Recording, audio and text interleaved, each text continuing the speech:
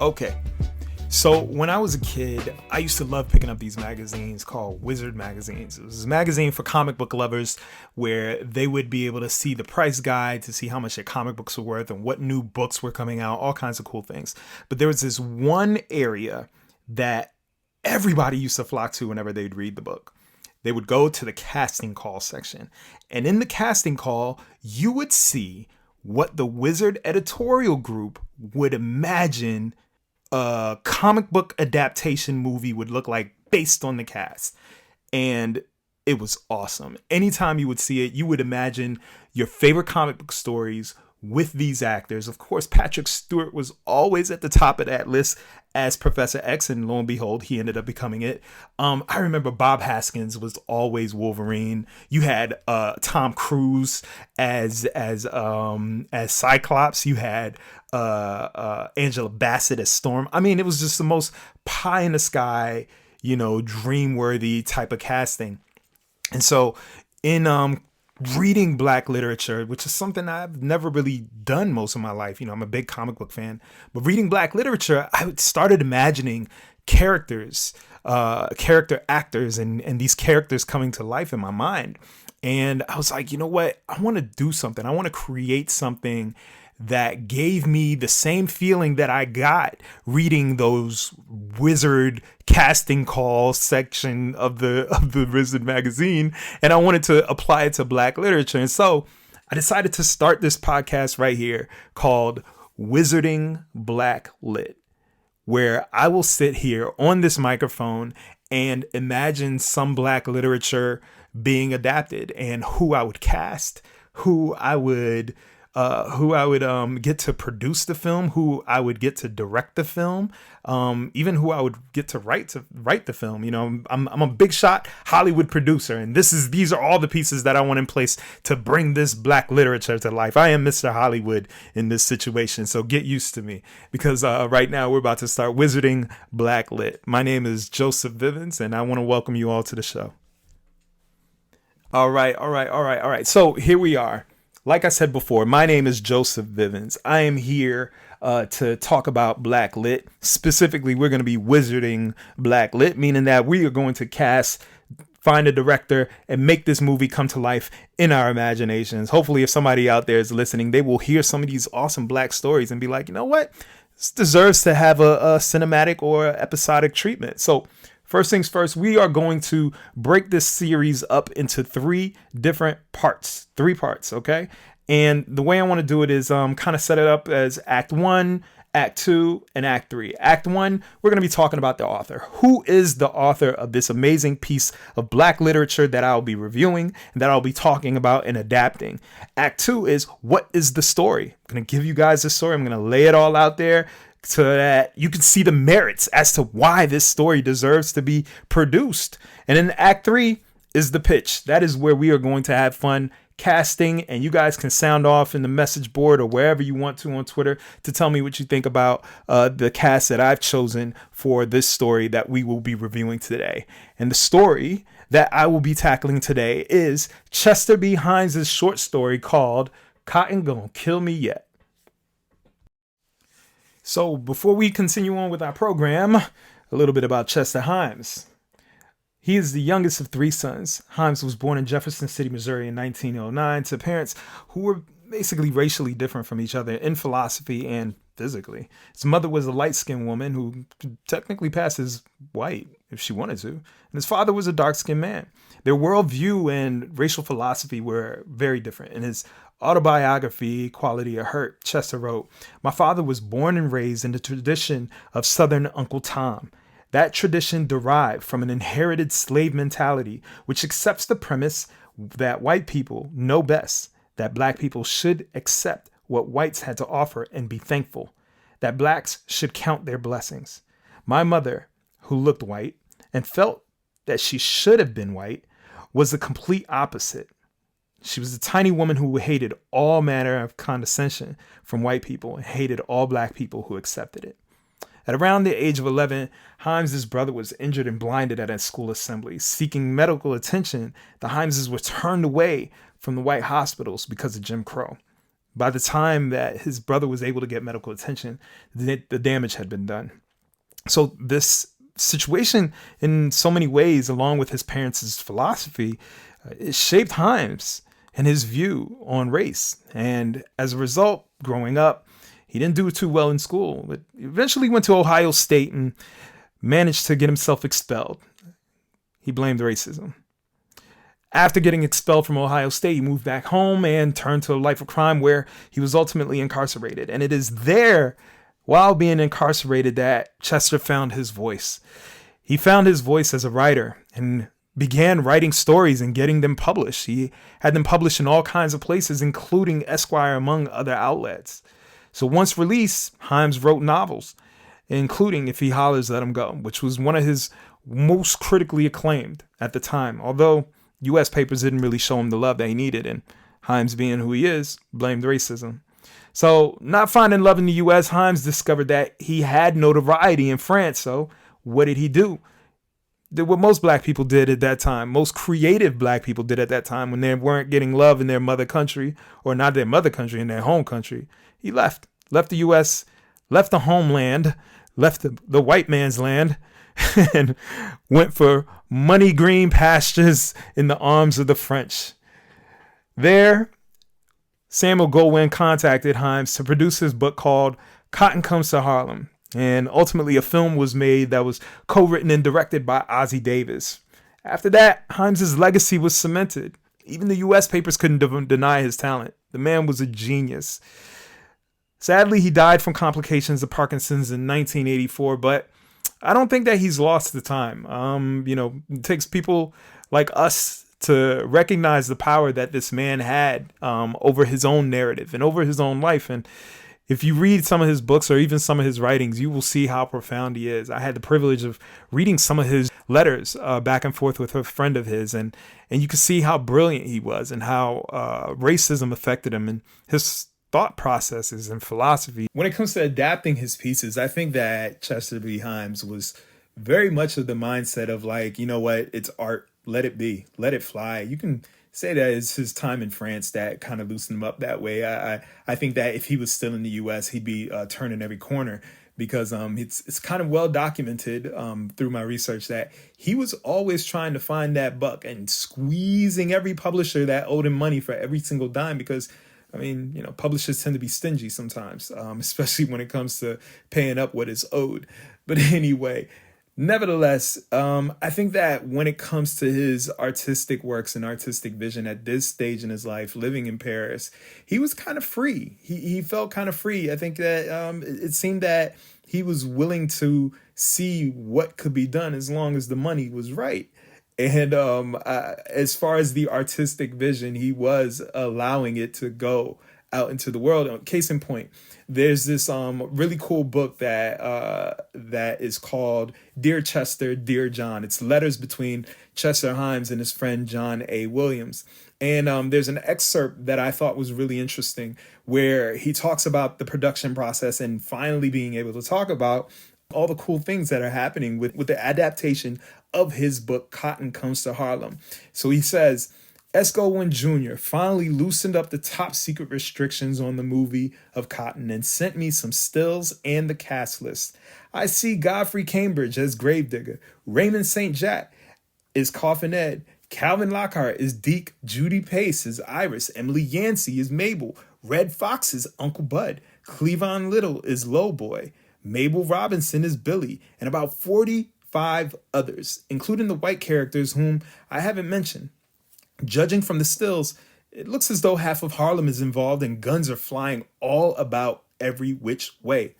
Anyway, it'll be something new, however it turns out, artistically or authentically, end quote. And I think that gives you insight on how he perceived his work. Once he puts it out there, it's for the world to consume. I think that he wanted it to feel authentic. He wanted it to feel real. He didn't want a bastardized version of his work, even though he sold it to be adapted. And it seems like he's happy to see something happening with his work. If you know me and you know my philosophy, I always believe that artists are always searching for immortality. immortality and leaving a legacy. And I think that Chester Himes, his work is very, very profound, very, very thoughtful, and very humorous. And as a result, he deserves to have that immortality. So it's a blessing for him to have his book be adapted. And I think that Cotton Gonna Kill Me Yet is another one of these projects that could and should get, even if it's like a anthology, 30-minute treatment. It's a funny story, and I'm excited to go over it with you guys. So here's a quick synopsis of it so that we can move on to Act 2 of our program. All right, so here we go. Quick breakdown of the story Cotton Gonna Kill Me Yet. So we find this man named High C, fashions himself a hustler, working out of a pool hall, making money here and there, but not really making real money. He's, making a little bit here and there, enough to survive, and also put some, a little bit of fine wear on his beautiful, gorgeous girl, Beulah. Anyway, High C receives a letter from our good old Uncle Sam saying that it's time to serve. What does he do? Oh man, stuck between a rock and a hard place. He got to figure it out. In walks this guy named George. George is the kind of brother who's just very slick, got the fine suit, got the hat, pencil mustache. I mean, the dude is just sharp as a tack. I mean, he ain't playing.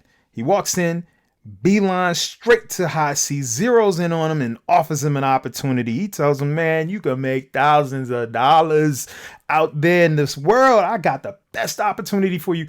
I mean, High C is hearing this and he's looking at him sideways, and at the same time it's piquing his interest because he's like, what can I do? And he's like, I got this letter from Uncle Sam saying I got to serve. He's like, man, this job that I'm gonna give you, you ain't even got to worry about Uncle Sam. It's gonna take care of that. Like, you're gonna be good out there. So High C's looking at him. He's just kind of like, what I gotta do to make these thousands of dollars so I can get the fly cars, so I can get the dope gear, so I can, basically live the life. And he's just like, you gotta pick some cotton. High C's looking at him like, what do I look like picking cotton? I mean, think about it. My man is living the life of a free man, and he is being told that he has to pick cotton like it is the 19th or 18th century. No, he ain't about that life. But Beulah heard this conversation, and Beulah's like, hold on, how much money can he make? What kind of clothes can I get? What kind of car is he gonna drive? What is really good? So Beulah kind of steps in, and the two of them start having a conversation between themselves on behalf of High C, which is hilarious to me. I mean, it's a really funny moment because you can imagine these two people just kind of going back and forth with High C sitting in the middle, wondering like, hold on now, like, are they talking about my life? Am I the one that's going to have to pick cotton while they over here planning my existence and what I'm going to be doing for work? Anyway, it's a very funny moment. And as he's sitting there hearing them go back and forth, High C goes, hold on. I ain't gonna pick cotton for nobody. He's sitting here in a situation where he has to pick between picking cotton or go to war. And he's like, hell no, I ain't picking no cotton. He started to protest the Queenie and George like, I ain't picking no motherfucker. As he starts saying that he ain't going to, my man finds himself on a bus heading straight for Northern California to pick cotton. I mean, the way that Chester Himes writes that moment is hilarious. It's the highlight of the story to me. I mean, one of the highlights. The story got many, but that part right there had me cracking up. Anyway, heading on the bus in Northern California, and High C, he's a two-bit hustler. He talks that talk. He meets up with one of the drivers, and he's making small talk. He's like, yeah, I'm ready to pick this cotton. This cotton ain't nothing to me. I could do this all day. He ain't never picked cotton in his life. So he's like, I could do this all day. I done pick cotton from Alabama all the way up to Maine. And they're like, Maine? Oh man, I heard that Maine cotton is serious. He's like, man, you ain't even gotta work. You ain't even gotta tell me. I know how tough that Maine cotton is. Maine, y'all. Maine cotton in Maine. That's what High C is bragging about. Anyway, High C gets out on that field. City boy out on that field picking cotton. I mean, the whole experience is done so vividly, and it is done so hilarious. I mean, at one point you got High C over there picking cotton, and he's watching people off in the far distance, and all of a sudden the field is empty and he by himself. He's like, oh man, I'm about to make all this money. He looks inside of his bale, or whatever he's putting the cotton in, and he barely got anything in there. I mean, everybody got like bushels and bushels and bushels of cotton. Meanwhile, High C sitting there with like a CVS pharmacy bag full of cotton. I mean, he ain't got nothing. Anyway, moving forward, Beulah's sending him letters. He's over there miserable, back-breaking work, and Beulah's sending him letters like, oh, High C, you ain't been writing me. Are you out there with them girls? Are you out there forgetting about me? You supposed to be sending me money. We supposed to be together, planning our life. George is telling me that you probably having a good time. George, my man George is creeping on Beulah while High C is gone. I mean, High C is furious. He's ready to bounce, but he can't. He ain't got nowhere to go. It's either stay there or go to Uncle Sam. So what does he do? He keeps working. All these shenanigans end up happening. I mean, like at some point, High C tries to steal cotton from somebody else, and that doesn't turn out well. He's over there losing his mind, losing his sanity, and struggling in very, very hilarious fashion. And then ultimately, he gets one final letter from Beulah. It's basically saying, can't forget. So he finally gets his first pay. And when he gets his first pay, he looks at the number or looks at the money they give him. And he's like, where's the thousands and thousands of dollars that I was promised? I was told that I was supposed to get paid. They're like, nah, you live under our roof. You eating our food, and all that needs to be deducted from your pay. My goodness. My man High C is furious. Meanwhile, he gets a letter from Beulah basically saying, I moved on. Me and George, we about to get married. We living that life right now. Ooh. In that letter, she also sends him another letter from Uncle Sam saying, what you want to do?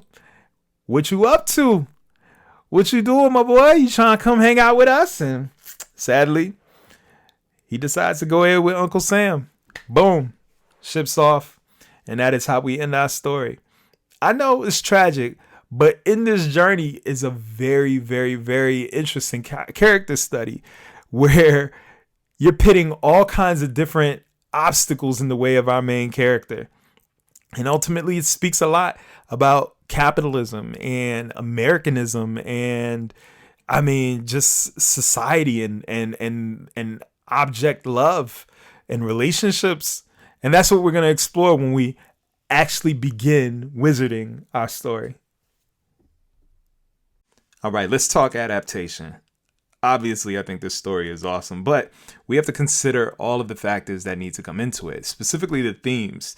You know, we're talking about free will versus fate. We find High C in a situation where his choices are either to go pick cotton or to join the army. Ridiculous, I know. Then we have Hubris. His character changes from the beginning of the story all the way to the end to becoming a man that is completely humbled by his situation. Then we have man versus nature. How is this man going to conquer picking cotton? This is a dude from LA. He has no idea what he's doing picking cotton, but he has to figure out how to conquer that situation.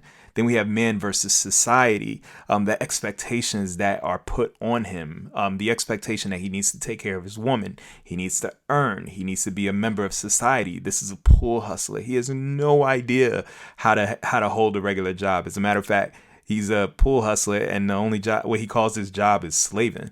And then finally, we have love, where I have some audio from some special guests from the Bowie State class, African American literature, some of my fellow students. And I think that you guys will really enjoy what they have to say.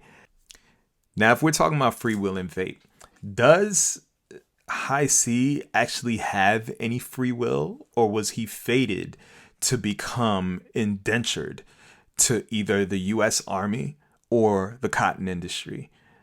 in my opinion, I think that he was faded. I mean, that is the issue when you are dealing with socioeconomic stagnation, where you have people that are very limited in the opportunities that are presented to them. And so for him to have to decide between one or the other, it's easy for somebody like George to step in and to be like, yo, you can make all kinds of money if you go ahead up north. What am I going to be doing? Picking cotton. That's what you're going to be doing. I mean, it's an easy hustle. For him to think that picking cotton is a very easy thing is something that his arrogance allowed him to do.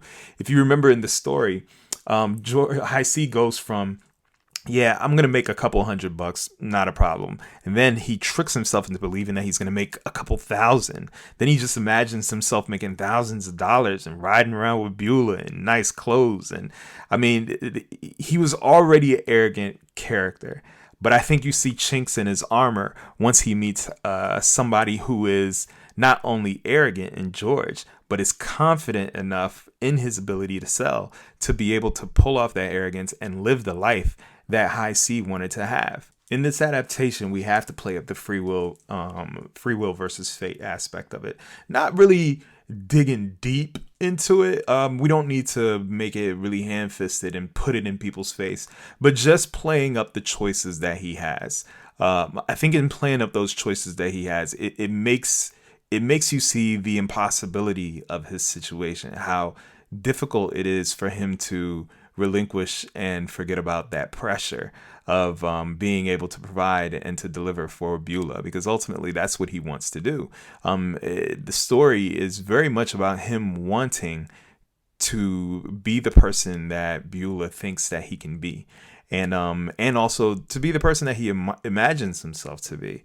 And so I would definitely play that up, and most importantly, you would have to play up his arrogance. I mean, his cockiness in the beginning of the story is borderline hilarious. Like, he does not think that he can be stopped at all in anything. When he's reading the letter, you feel him dripping with contempt for the U.S. government, because he's just like, me, of all people, like, how dare you approach me and try to draft me? Awesome. It's just awesome storytelling. And by the end, you feel the pain. You feel his back up against the wall when he is desperate enough to steal cotton from the other cotton pickers on the farm. And so with his arrogance, with his hubris, backing that up with the choices that he have of free will versus fate, you realize that he has no choice at all. So we would definitely have to play that up. Now, with regards to him versus nature, man versus nature, we would definitely have to make sure that we get those images of him dripping sweat. At one point, he says, I about thought that it rained. Hilarious. We have to have it where, in terms of playing up that joke factor, him being out there for maybe 5 minutes and then it's pouring rain. When he reaches out for the cotton for the first time and he feels that pinch from the cotton stems, because cotton bolls are like super firm and they're basically like needles. When he feels that pinch, and in the story it describes him jumping back 6 feet and he felt like a snake bit him, have to play that up as well. Have to play that up. And him picking cotton extensively. I mean, we have to show like the sun, the heat of the sun, the dripping of his sweat, his hands, and just dirt all over his face, and just showing how like he is worn down and worn out. And at some point somebody needs to tell him, you've only been out here for 10 minutes, something like that, where it's just like, this guy has no idea what he has gotten himself into. It needs to be played up ridiculously ham-fisted to really make you feel like this cotton picking thing is not for this LA kid at all. So I think that with the cast that I'm going to be sharing with you guys a little bit later, it's definitely going to work. It's always going to come down to the performance, but as far as the trajectory of this story, it needs to be really comedic at the end and in the beginning, and by the end, completely tragic. I mean, you have to feel that tragedy. And the reason why you have to is because you're going to fall in love with this character. You're going to fall in love with his effort of trying to conquer nature. Never had to conquer nature. Now, here's the hard one that I think would be difficult to convey. There would need to be a moment where we would have to deviate from the story a little bit, where he is speaking to the elderly man who delivered his letter at the church, the letter that he finally wrote Beulah, because there is a gap in there where there is a story to be told from when he wrote the letter to where he convinces this man that he needs his help to get this message to his beloved Beulah. The reason why I think so is because, and this is where we're going to take some liberties, where I would take some liberties. I would have him have a conversation with this old man, because that is where we can have the conversation about man versus society, where you see this elderly man helping this young man, because this elderly man has been where he is. It's this idea that this elderly man does not want history to repeat itself. And this elderly man is a person of faith. The fact that he is delivering this message to give to his pastor, delivering High C's message to give to his pastor so that his pastor can mail it off, says a lot. It says that this man has compassion. And so he is probably the only person in the story that would listen to High C's story, to understand the pain that High C is experiencing and to be able to help High C in his time of need. So I think that's where the conversation about man versus society would come in, and specifically how a black man like High C from Los Angeles, presumably a land of way more opportunity than Bakersfield, was caught in a situation and hustled by somebody of his own complexion, somebody of his own ilk. I believe it was Zora Neale Hurston that said, not all skin folk is kinfolk. It's that situation where this old man who is a church-going man who in all likelihood could have been a slave. I mean, depending on how old he was, could have been a slave or a child who found freedom. We don't know. But this old man that was able to recognize the pain that this guy's gone through and help him. And he's giving him an opportunity, or trying to help him overcome what society has done to him.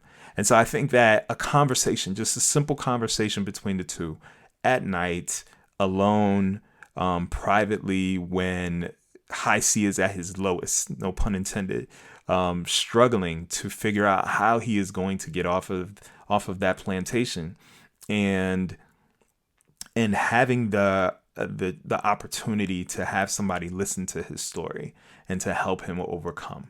I think that would be a very beautiful moment, and kind of bring the story down to its tragic and dramatic end, where we find High C having to make not having the ability to make a choice anymore, and finding himself in the arms of Uncle Sam. Now let's talk about love. Did Beulah truly love High C? I mean, it seemed like she stuck around. I always think about the Method Man song. It was on Tikal. Then he did the remix produced by Puff, and RZA did one with Mary J. Blige, You're All I Need. And there was that line where he says, even if I'm locked up north, you in the world rocking 3/4 of cloth, never showing your stuff off, boo. And I remember thinking that when she was sending him letters, like, did she have to be loyal to him? I mean, they had an arrangement, but they weren't married. They were together, but they weren't married. I mean, it's this question of like, how deep did her love go? Was it truly a love of affection and respect? Or was it a love of convenience? A love based on material desires? Could she have just seen the potential in High C and banked on that over banking on what some people might quantify as being true love. Just the feeling, the overwhelming feeling of wanting to be with and near someone more than anyone else in the world. It seems to me that Beulah definitely viewed her relationship with him as transactional. Was he the bestest of best friends to her, where she just could not imagine a day without him? No, I don't think so. I think that the love that she had for him was one that was definitely more transactional. And I think that the rest of the group in the African American Literature 2 class at Bowie State will agree. Let's listen to some audio from the class. How is love and relationships depicted in the story? Has Black love evolved since the way it was depicted in this story? Transactional, very transactional. I mean, it was a case of High C being the person in the relationship who provided, who looked after, and did everything, and Beulah, his wife, was the one who kind of reaped those benefits. And after he wasn't able to provide anymore, she was gone. And she was gone quick, went on to somebody else. I definitely think, specifically the way Beulah was depicted was very much almost a Jezebel character. Yeah, at one point he talks about how she's in her $12 dress. And you know, $12 is probably nothing. That's a lot of money in that time.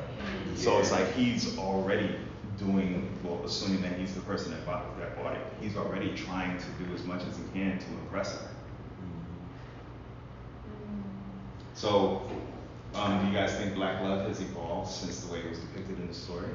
Yes. I think so, yeah. It's less transactional. I mean, it hasn't evolved fully, but I mean, it's a lot more nuanced. I mean, you see it in media how there are like different types of Black love, although we don't really have that much Black love in media yet, at least not enough. So it's evolving. It can evolve some more, and it will evolve some more. But yeah. Do you think that somebody like High C still exists to this day? yes. Oh, definitely. So with that question, then how has Black love evolved? That's the question. Well, here's the thing about it.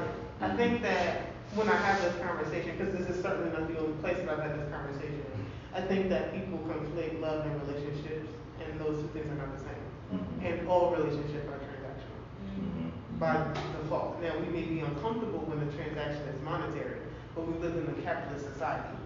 But before we lived in a capitalist society, love was still transactional, and it was in agrarian societies a dowry, right, or some other exchange of goods and or services, right, to even begin to have the conversation about a relationship. And then once the relationship was in place, there's a clear dichotomy of labor, right? Which is to say, I provide you a place to live, physical safety, and food, and you provide me children and food to cook, right? Which is to say, I give you raw food, you give me cooked food, right? I give you financial and housing stability, you give me children, right? So the idea that relationships are not transactional is, I think, a real reason why people aren't happy.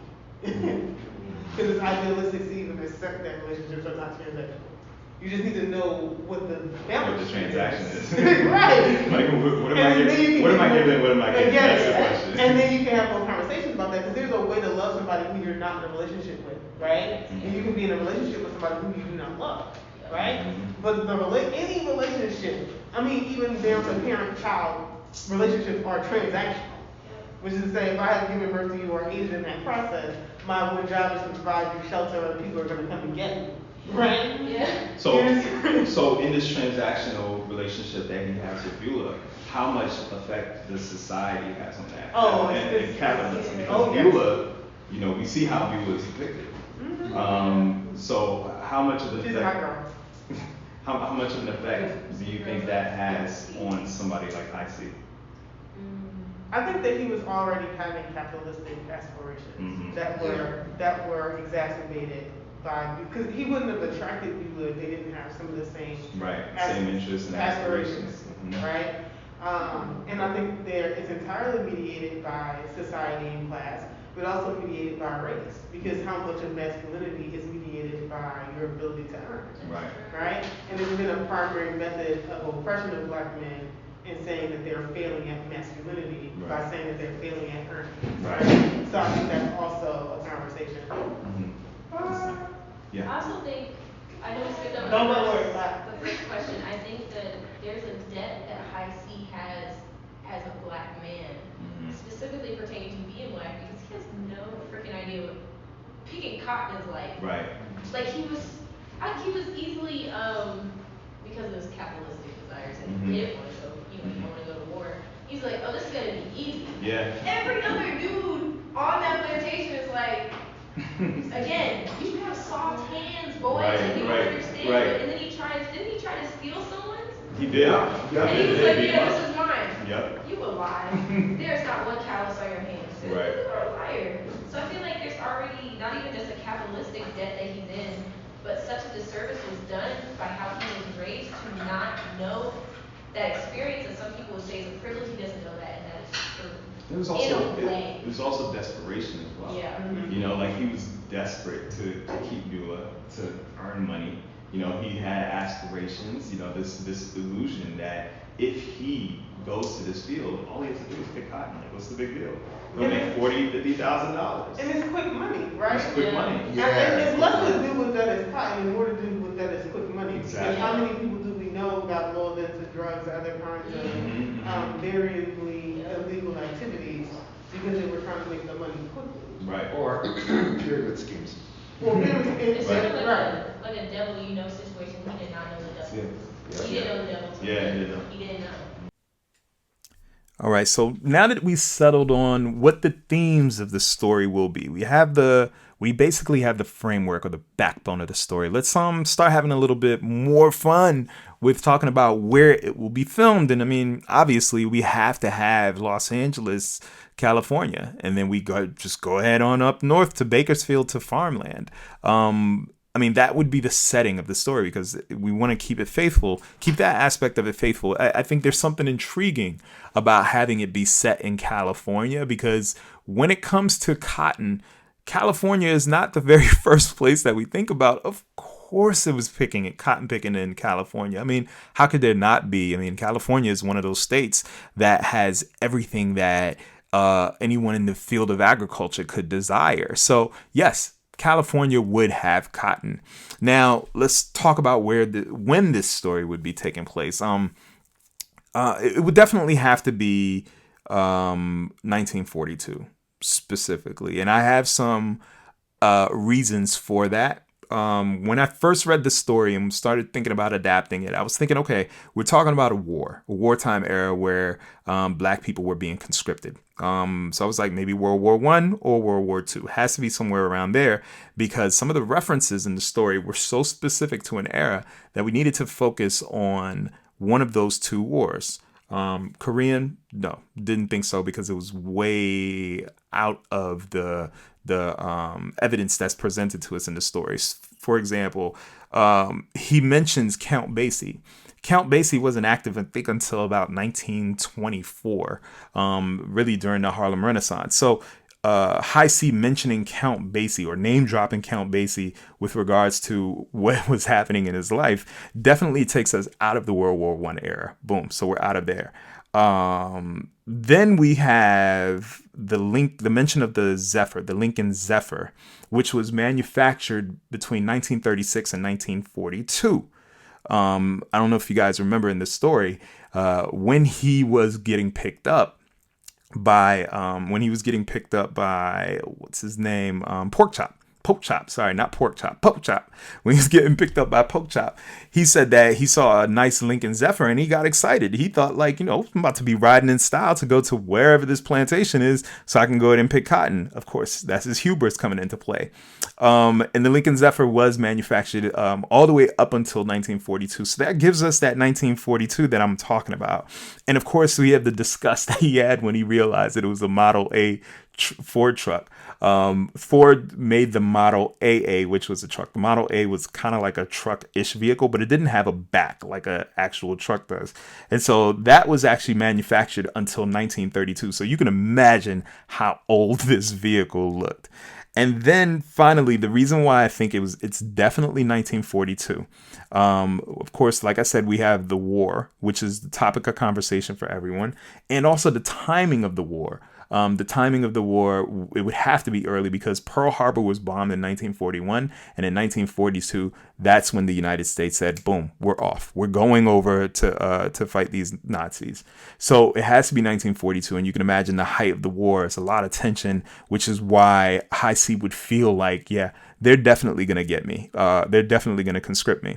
So then I think what solidified it for me is Beulah mentions in her letter that George bought a Clipper, which is the Packard Clipper. That was manufactured between 1941 and 1942 and wasn't brought back until 1946.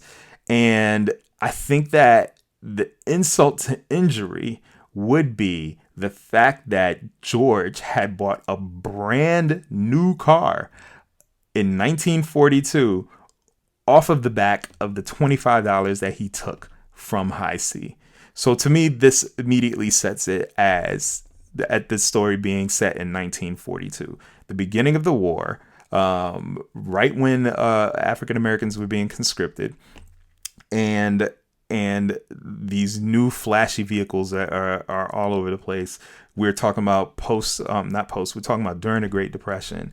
And the war machine is starting to get fired up where people will be able to make a lot of money. And of course, part of that industry was cotton. So it's like either you're manufacturing cotton or you're shooting bullets at the Nazis.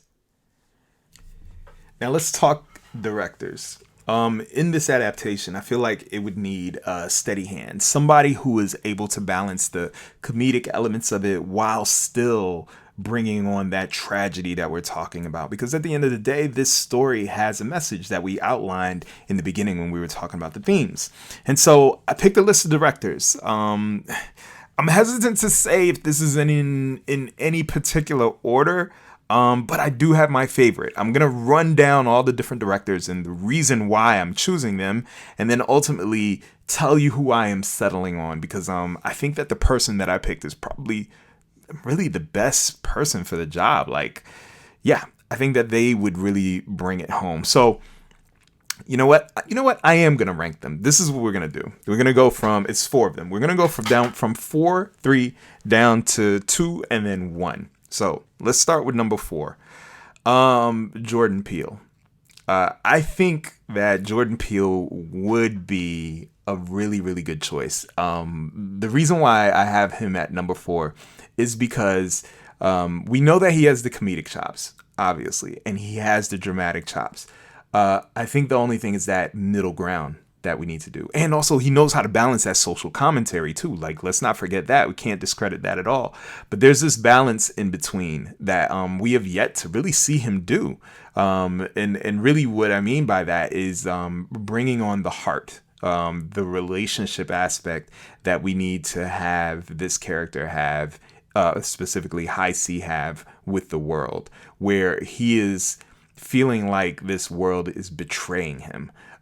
He's feeling his confidence wane, where he is starting to feel himself being diminished as somebody who felt secure in the world that he lived in, was able to overcome all obstacles, whether it was talking his way out of it, or if it was just hustling his way out of it. He knew how to solve a problem, but now he's faced with a problem that he can't solve. We see a little bit of that in Jordan Peele's last film with Keke Palmer's character in Nope. We see a little bit of that in Nope. I think that he's able to kind of bring that arrogant cockiness character out and then slowly watch that siphon away from them. So I think he'll be able to do that. It's just a matter of not seeing it. Like, we've never really seen that before. The next person on my list is Robert Townsend. And I think the reason why is because of the 5 heartbeats. If you've never seen the 5 heartbeats, just go ahead and stop right now and watch The Five Heartbeats. I mean, it's a classic. Between that and Hollywood Shuffle and his TV work on The Wonder Years and Kaleidoscope and The Last OG, like, he knows how to take these characters and break them down and then lift them back up. And what we want for High C is for him to be up and then get broken down. And in that breaking down, that's where we'll be able to get that pathos that we're looking for, and which will ultimately lead to catharsis, which will finally allow us to be able to take from the story what we want, take from that tragedy of what happens to High C and put it in our hearts and feel it hurt. Because the goal is to make us love this character, to make us enjoy how much we want to be with this guy and watch him succeed in this journey of trying to pick cotton so that he can live this lavish life that he's dreaming about. The next person, really, in this conversation, I'm thinking that he's probably interchangeable between last place and first. It's more sentimentality. If I'm being honest, it's more sentimentality. Like, I know that he can do it, but it's been so long since we've seen F. Gary Gray do a comedy. I'm like, I think I'm just desperate to see F. Gary Gray come back to comedy. I mean, like, straight up comedy. The only comedy that he really did was Friday. Well, after that, he did do Be Cool. But in terms of F. Gary Gray, I think he handles comedy really well because he approaches it from a real dramatic point of view. I think F. Gary Gray is low-key like a director's director. Like, he has that eye where he's able to make his characters kind of stand out, and not only stand out, but make their intentions clear without having to point you in the direction of seeing exactly what it is that the character is doing. Like, he's not spelling it out for you. He's just letting the characters speak for themselves. And I mean, he does it in his action movies too, where he makes you connect with the characters in a way that you're not realizing it until you finish the scene. Then you're like, wait, that was really good. Like, he just knows how to compose, and I think he knows, I mean, I've never been on set with him or anything like that, but I think he knows how to communicate what the actors' intentions need to be and what their desires are. And so I feel like if we're talking about the themes and the character study, I think that he'd be able to do that. And I feel like he's interchangeable with Robert Townsend. Between him and Robert Townsend, those two are interchangeable. And finally, the last person that I'm going to throw out there is Dime Davis. And I know with the list of all the A-list people that I've listed before, you kind of like, Dime who now? Dime Davis is a director. She is a writer-director, sorry. She's worked on The Chi. I think she was a story editor and a writer on The Chi. So there you have the dramatic chops right there. If you've never seen The Chi, do yourself a favor. I mean, it's a wonderful show. She's also directed an episode of Abbott Elementary, but really the area that I think that she would really bring out what we're looking for is the setting, and also the characterization, and finally the comedy. She has worked on the show A Black Lady Sketch Show, and there's an episode that really, I mean, I watched it prior to recording this, and I was like, yeah, she's definitely the best person. Dime Davis directed an episode called Where Are My Background Singers? And there is this one sketch, I'm not going to ruin it for you, but it's set in the 1930s, and it's women trying to basically get guys that are coming off the bus for the Negro League. And there's something about that episode and her prior directing experience and the work that she's done that makes me go like, she should have this opportunity, point blank period. Like, she should have this opportunity to direct this short feature or anthology episode of this story. I think that she would really make Chester Himes's characters come to life, and not only that, she would bring that comedy, that humor with the cast that we have, and really draw it out of them. And on top of that, she would really make it sad.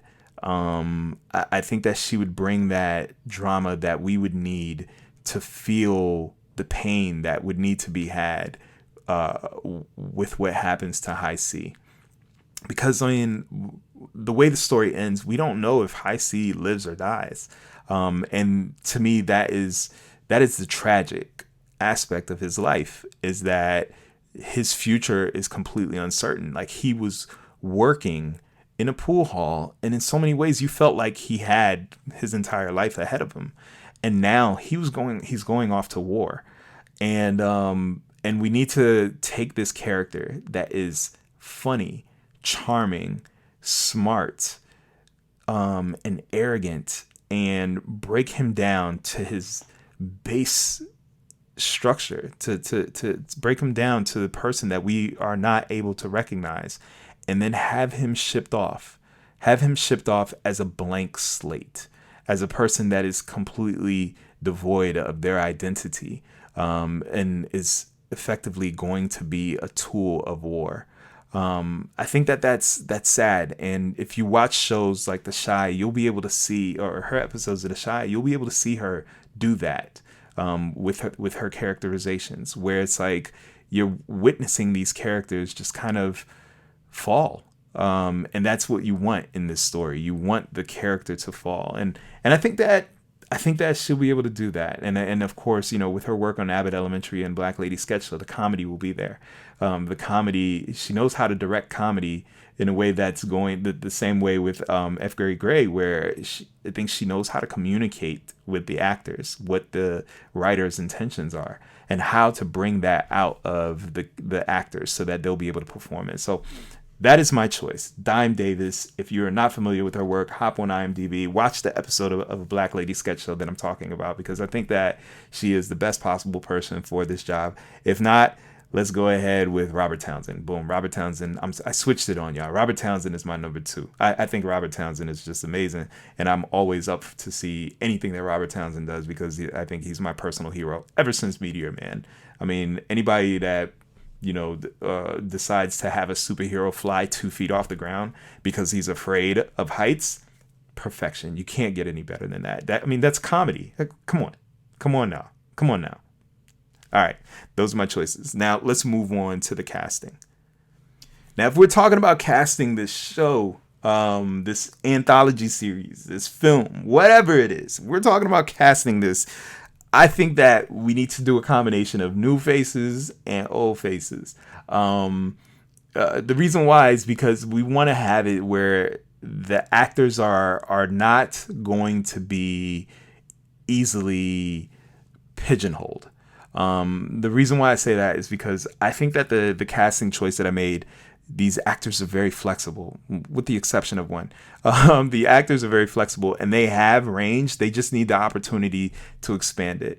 And first and foremost, I want to say that this cast, obviously, I think that if I were to be doing this, I think that they are the best possible choices.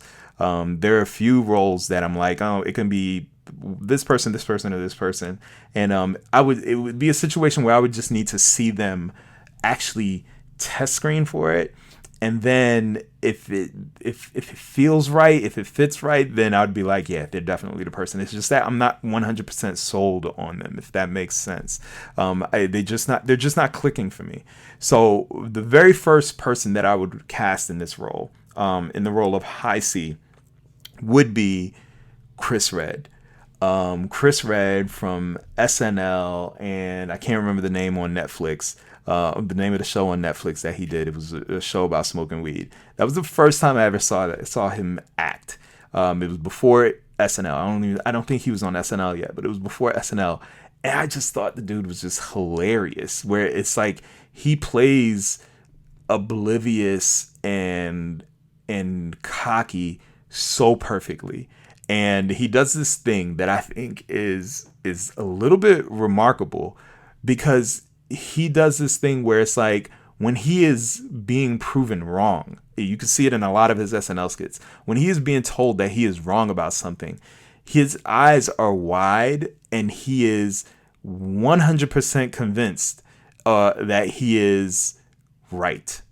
but he doesn't explicitly say he's right. He just kind of goes like this thing where he says, "Oh, word," where it's just like where he knows he's wrong, but he hasn't processed that he's wrong yet. He knows he's in a bad situation, but he hasn't processed it yet because he's so stuck in his own way and believing that he is right. His arrogance will not let him look past it. That even in the face of being 100% incorrect, he is still trying to process it. And I think that is what we need in this character of High C. We need to have this person who is in a situation and they are completely out of their depth. And within them being out of their depth, they are slowly realizing how far gone they are, but it's not really hitting them yet. And I think that's where you have that breakdown. That's where you have this character slowly but surely losing their confidence and losing their way and ultimately relinquishing, just completely becoming a blank slate. And I think that Chris Redd could do that. I think that he has the potential to have those dramatic chops where he'll be able to give you the ha-has and then slowly but surely lose those ha-has and become somebody who is devoid of all life, who is given up, who's been beaten down and has no idea where to come up from next other than to relinquish and give themselves over to whatever powers that be. And so I think that Chris Redd is the best person to play High C. The next character I'm going to go for is George Brown. George Brown, I'm going to give it to either Drake. Yeah, I got to hit you with the Soulja Boy. Drake? Yes, Drake or Jay Ellis. The reason why I said Drake is because Chris Redd is a fairly light-skinned brother. And I think that in this era, where a lot of people are taught or indoctrinated to believe that the lighter the skin, the more trustworthy they are, that George would need to be light-skinned in order to make it believable to somebody like High C, where it's like, okay, you must be correct because you are lighter than I am. It's a sad thing, but it's true. And, to be honest, a lot of people still think that to this day. And so I think that Drake would be a really good person for that, not just for that reason, but that's a big part of this casting choice. In addition to that, you need somebody who's smooth in their confidence, not 100% like drop dead, gorgeous, handsome. No offense to Drake, you know what I mean? But objectively speaking, he is somebody who, I think that most women, if they saw him in the street and he wasn't famous, they would just kind of keep it moving. You know what I mean? No offense. But, you put somebody like a Reggae Jean Page, the dude that's from Bridgerton, you have him walk down the street. That's it. Panties are dropping left and right. And so, like I said, objectively speaking, it needs to be somebody who is more so confident in their skin and handsome enough to make somebody like High C pour liquor for him as soon as he demands liquor, because that's what happened. It just his confidence needs to be there, where it needs to be strong enough where it overpowers High C to where his own personal inhibitions are kind of put to the wayside. The next person besides Drake is Jay Ellis. I think Jay Ellis is a charismatic and smooth enough guy and has that same way with him that I think Drake does as well, where it's just this quiet confidence, and plus he has a really charming smile that can really break down barriers. And I can see somebody like Chris Redd sitting across from him and just feeling the character High C just kind of feeling compelled to listen to what this guy has to say. Not to mention he has this height and this the way that he carries himself is super confident, and he has this quiet strength that commands respect, that would allow somebody like a character like High C to open up and to be more receptive to whatever it is that he has to say. And now, if you're unfamiliar, Jay Ellis is, he was in Top Gun, the most recent Top Gun, and he also was the main character in Insecure, the male lead in Insecure. Now here's where I'm getting a little bit where I have multiple people, and for different reasons. The character of Beulah, it's really the only female character in the whole story, at least in this adaptation, and I feel like this character is very important because the themes of love, a lot of what High C is doing is because of this character, and so this character needs to embody a lot. In the role, she needs to be able to demonstrate a certain level of ignorance, and also a certain level of desire for something beyond what is in front of her, which is High C. And she needs to portray that in a way that is not ditzy is not the word that I would use, but it's the closest one. She needs to portray that in a way that just feels somewhat flighty, where it's like she's not a very worldly person. She doesn't see the world beyond what is in front of her.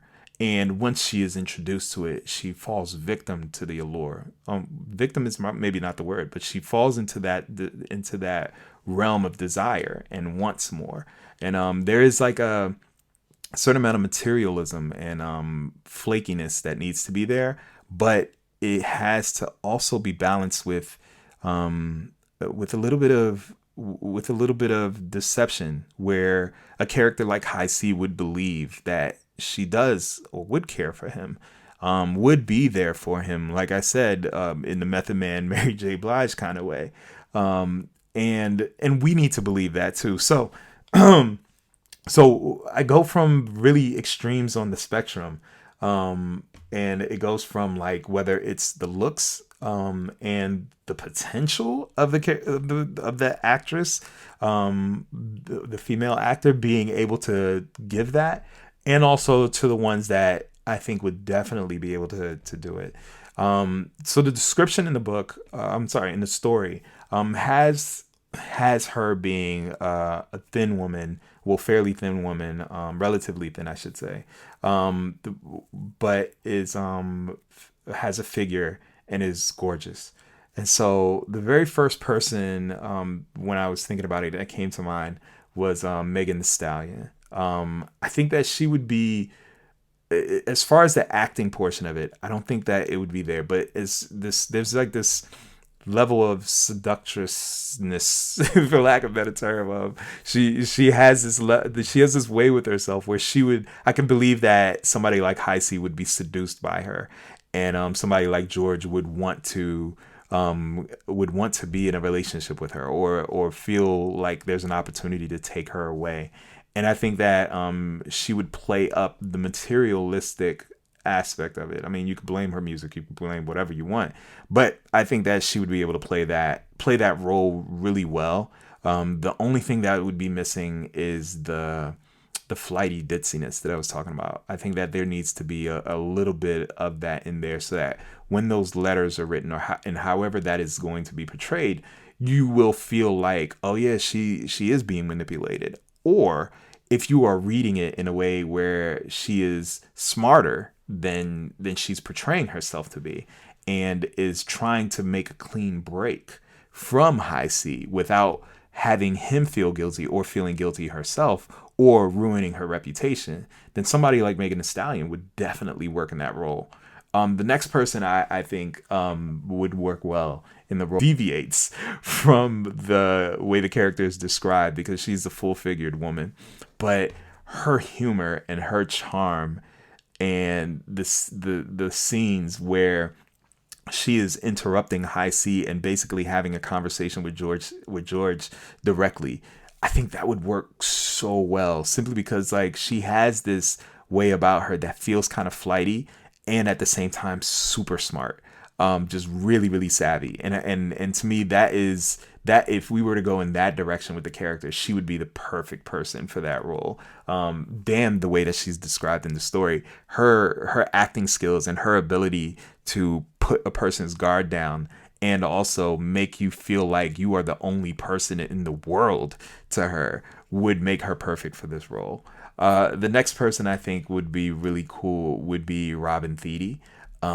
She has this way of delivering real snappy dialogue, and this goes back to the work that she did on that episode that I'm talking about, where are my background singers are, on a Black Lady sketch show. She has a way of delivering snappy dialogue, and I can see her wearing the kind of outfits. Like, she would be like kind of like a happy medium between Megan Thee Stallion and Nicole Byer, where she would be able to bring that sultriness and that sexiness needed, while at the same time delivering that confidence and playing ditzy when she needs to play ditzy, and presenting herself as a person that is much savvier than the audience will give her credit for. And then finally, the last person I think would be really good is Sky Townsend. She is another person that is on a Black Lady sketch show, and there's something about her eyes that just screams, I'm innocent and I did nothing wrong. And I have not done nothing wrong, and I will not do anything wrong to you. Her entire affect is someone that is that will definitely make somebody like High C feel like she is the only person in his world, and that he is the only person in her world. In doing that, she definitely has like a girl next door feel to her, where the audience would definitely be open to whatever it is that she says, and be open to her innocence. And I think that's a really important aspect for this character. So between those three, it's a toss up. If you guys out there have a thought based on their performances, or based on what you've seen of them or what you know of them, please throw it out there. I would love to hear your thoughts on it too. But if I were to put it in order, it would definitely be Sky Townsend number 1, Nicole Byer number 2, Robin Thede number 3, and Megan Thee Stallion number 4. No disrespect to Megan, but she doesn't really act, if that makes sense. Anyway, Poke Chop, Bashir Salahuddin, dude from Sherman Showcase.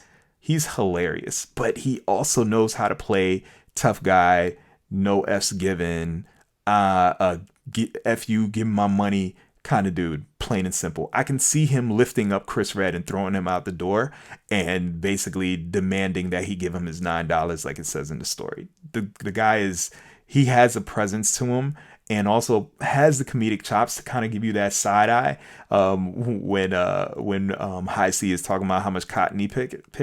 I think that he has that potential. I think he can do that. Uncle Tolliver, actor named Chris Parnell. He's a veteran actor. He's most recently been on this show that I really like called Grand Crew. It's a dope show. If you haven't seen it before, please watch it. It's a wonderful show. He plays the father of one of the main characters, and he's also in The Mandalorian. He plays a Mandalorian on that show, which when I saw him on that show, I was just like, oh my goodness, Charles Parnell, he's awesome. So Charles Parnell, I think he would play a good Uncle Tolliver. Bayou Dad, you gotta go with the legend Keith David. If you don't know who Keith David is, just go ahead and sign off right now. All right. Point blank period. But I think that he would be a really good Bayou Dad. It's a small role, but it could be expanded. 1,000-Pound Red, Winston Duke. He just has that presence to him, where in the story it describes him as like a Jack Johnson type. Yeah, definitely, it would have to be him. Long Road Willie, Jay Farrell. I feel like there's more comedy that could be pulled from a character like Long Road Willie. If this story were to be expanded beyond what we see on the page, I think that he would be a really good foil or comic relief to stand next to High C. Just a character that just kind of settled in and settled into the system, and finds humor and everything. Jay Farrell is a really good actor. Now, if we were to take the old church man that takes the letter from High C and delivers it to his pastor to be sent to Beulah. If we were to take that character, I would definitely want somebody like Antonio Fargas. Just somebody who, Antonio Fargas is one of those actors where I just feel like he needs that role. You know what I mean? He's always been one of my favorites. Just a really solid actor who knows how to bring that drama and knows how to deliver that comedy. But in this instance, it would just have to be drama. Like, he needs to be that father figure that just listens, that just listens and gives advice and says, you know what, I'm gonna do this for you because I want to help. And I think Antonio Fargas would be great. If you don't know who Antonio Fargas is, again, this is another instance where you just need to sign off. I could rattle off to you his IMDb, but it'd be pointless because clearly you're not paying attention. So yeah, that's my cast. If otherwise, the old man, we could give that to Uncle Tolliver as well, but I feel like Antonio Fargas would be perfect for that role in that position. So yeah, that's my cast for the Cotton Gonna Kill Me Yet story. With that said, thank you guys so much for rocking with us today. I had a lot of fun doing this. I hope that you guys had fun too. And if you were screaming at me about the casting choices or the directing choices I made, just know that I couldn't hear you. I'm sorry, it doesn't work that way.